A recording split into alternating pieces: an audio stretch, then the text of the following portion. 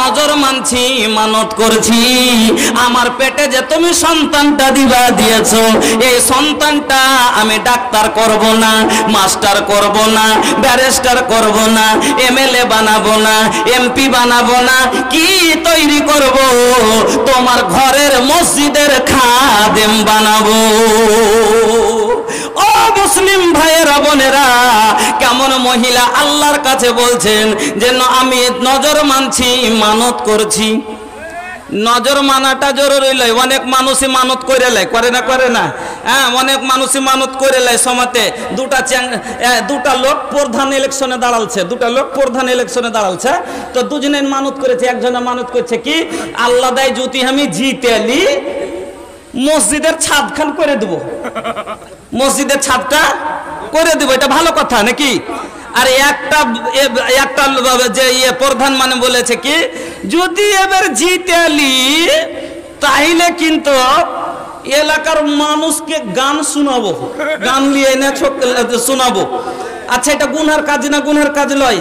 ও নিয়ত তো করেছে, কিন্তু গুনহার কাজে নিয়ত করেছে। কেউ যদি নিয়ত করে লে, মানত করে, নিজের উপরে ওয়াজিব করে লওয়া, নাজার মানে নিজের উপরে কোনো জিনিসকে ওয়াজিব করে লওয়া। এবার লোকটা ওয়াজিব করে লেছে আমি ছাদ বানিয়ে দিব, ও ওয়াজিব করেছে আমি মানুষকে গুনহার দিকে নিয়ে যাবো। আচ্ছা, এটা ও গুনহার দিকে নিয়ে যাবে। এবার দেখা গেল ওই লোকটাই জিতে গেছে। ওই যে গুনহার দিকে ডাকবো, মানুষকে গান শোনাবো বলেছে, ওই জিতে গেছে। তো কি করবে তাইলে? পারে ও পুরা করবে মানত? না, কোন মানুষ যদি গুনহার নজর মেনে থাকে কাফারা দিয়ে দিবে, কাজটাকে ছেড়ে দিবে, আল্লাহ মাফ করবে। আর কোন মানুষ যদি নেক কাজের মানত করে থাকে তাকে পুরা করা লাগবে। কেন? নবী বলেছেন উফে বেনাজরিব, তোমার নজরকে তুমি পুরা করো।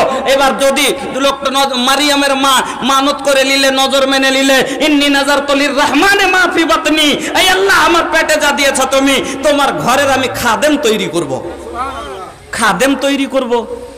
কিন্তু মনে মনে ভাবছিল ছেলে হবে, হয়ে গেল কি মেয়ে। আল্লাহকে বলছেন ওয়াজাতাহা উনসা, আল্লাহ গো আমি যে মেয়ে জন্ম দিলাম, আমার যে মেয়ে হয়ে গেল, আমি কি করব? আল্লাহ বলে দিলেন ও মারিয়ামের মা, তোমার বেটি সাধারণ বেটি লয়, এটা যেমন তেমন মেয়ে না, তোর মেয়ে হলো দুনিয়ার ছেলের চাইতে উত্তম মেয়ে। এবার মারিয়াম ছোট থেকে বড় হতে লাগলো। এবার যখন ঝাড় দেওয়া ছোট মতো হয়েছে, মসজিদের খিদমত করার মতো হয়েছে, মারিয়ামের মা শটে শুনে যান। মারিয়ামের মা মারিয়ামকে নিয়ে চলে গেলেন কোন মসজিদে?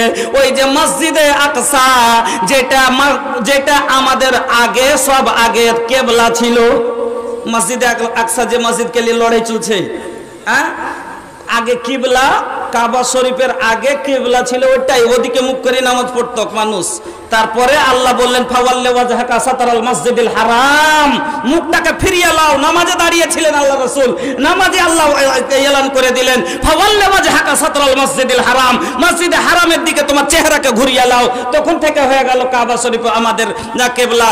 এবার ওই মসজিদে নিয়ে চলে গেল, মসজিদে রেখেছে। আচ্ছা, একটা মেয়ে মানুষকে রাখলে একটা ঘর লাগবে, আর খাওয়ার ব্যবস্থা লাগবে। আজ মৌলভী সাহেব মসজিদ, একটা মৌলভী সাহেব পড়াইবে লেগে রেখেছি, তো খালি সকালে পড়িয়ে চলে যাবে, তো নাস্তাটা লাগবে। তো গোটাই গায়ে কইছে ভাই তুইলে না হে, কইছে হ্যাঁ একটু অসুবিধা আছে। ওকে কইছে ভাই তুইলে না হে, কইছে না ভাই আমি পারবো না, ওর 14টার প্যাড হচ্ছে, একটা মৌলভী সাহেবের প্যাড ভরবে না। হ্যাঁ, কিরকম জাগির নেওয়ার জন্য কিরকম দিবানা জানেন? আল্লাহু আকবার। মারিয়াম পৌঁছেছে, কার বাড়ি খাবে? সব মানুষ লাইন দিয়ে দাঁড়িয়ে গেছে।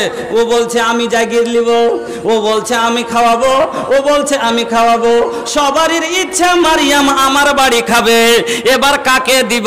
সালামকে দিলে জামালের মনে দুঃখ, জামালকে দিলে রুস্তুমের মনে দুঃখ। কাকে দিব, কে নিবে? সবাই চাইছে।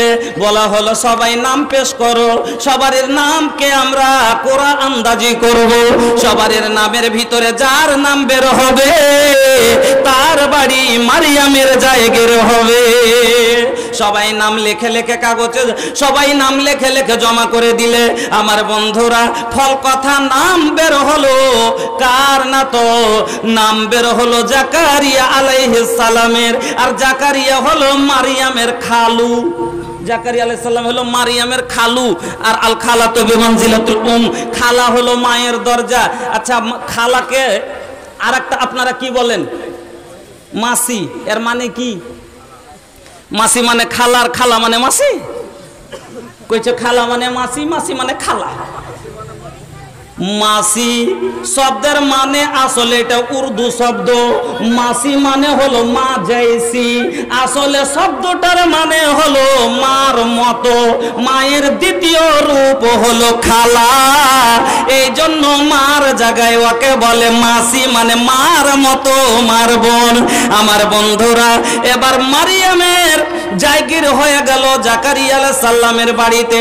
জাকারিয়া আলাইহিস সালাম সকাল সন্ধ্যা মারিয়ামের জন্য খাবার নিয়ে ওই কোয়ার্টারে দিতে যান, মসজিদের ওই রুমে রাখতে যান। একদিন যদি মারিয়ামের ঘরে ঢুকছেন খাবার রাখার জন্য, দেখছে আল্লাহ রে আল্লাহ, এমন এমন ফল রাখা আছে যেই ফলটা বাজারও কোথাও বিকায় না, যেই ফলটা কোনো দোকানও নাই, যেই ফলটা কোনো বাগানেও পাকতে দেখতে পাওয়া যায় না। আচ্ছা, এই সময়তে যদি কাউরির ঘরে ন্যাংরা আম দেখেন, লাল লাল ন্যাংরা আম, 10.5 নাকি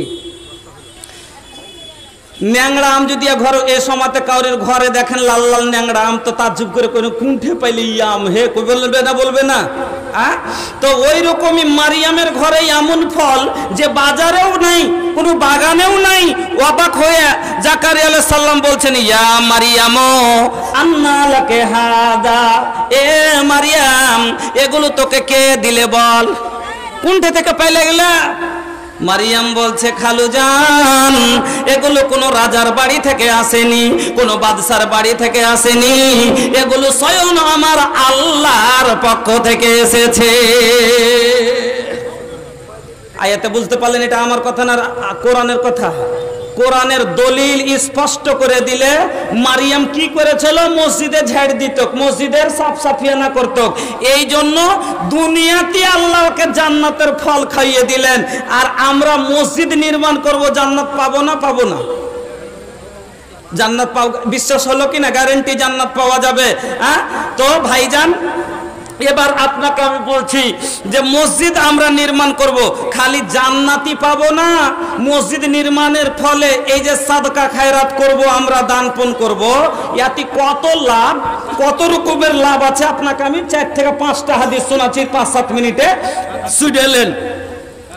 দান সাদকা 1 নম্বরে যেটা আমরা খরচ করি, এই খরচটাকে আল্লাহ রাব্বুল আলামিন কি করেন না? আল্লাহ রাব্বুল আলামিন একে বরবাদ করেন না, জায়ে করেন না, একে বাড়ান। যেরকম একটা বকরি, একটা মানুষ একটা বকরি কিনলে, এবার বকরি 6 মাস পর একটা বাচ্চা দিলে, তারপরে 6 মাস পরে মা বাচ্চা দিলে, বেটি বাচ্চা দিলে, তারপরে ফের 6 মাস পরে এ বেটিতে দিলে, ও বেটিতে 2-4 বছর একটা পাল হয়ে যায়, হয় কি হয় না? একটা পাল হয়ে যায়। আল্লাহ রাসূল বলছেন এই উদাহরণ দিয়ে, একটা গরুর উদাহরণ দিয়ে, যে এইভাবে তার মালকে আল্লাহ বৃদ্ধি করেন। আর আল্লাহ কোরআনে বলে দিলেন, মাসালুল্লাযীনা ইউনফিকুনা আমওয়ালাহুম